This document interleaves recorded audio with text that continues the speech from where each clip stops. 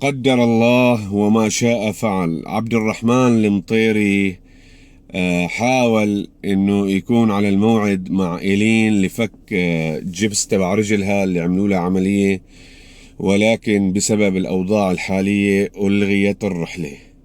وإيلين بتوجه له رسالة إنه أنا بصبر ولا تعرض حالك للخطر. خلونا نشوف الفيديو مع بعض واكتبوا لنا رأيكم بالتعليقات إخواتي، ولا تنسونا من المتابعة، فيكم بنكبر. كيفك يا عم عبد الرحمن؟ ان شاء الله تكون بخير. انا ما بدي اياك تعذب حالك بشاني.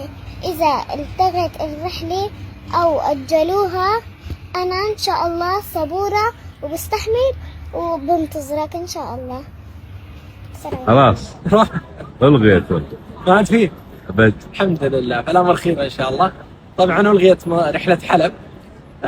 موجودين الحين في كازابلانكا المغرب العزيز على قلوبنا اللي نحبهم الله واهل المغرب. وحجزت رحله بعد بكره ان شاء الله ثانيه، ما زال في امل انه الى حلب ان شاء الله.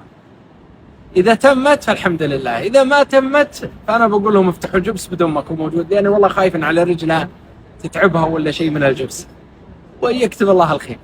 اهم شيء سلامتها بعيدا عن كل شيء. ناخذ لنا يومين في المغرب ونشوف ان شاء الله المحاولة الثانية علها ان شاء الله تنجح، ونجيكم يا اهل سوريا. والله انا مشتاقين لكم، ودنا نجرب رمضان في سوريا، واليومين هذه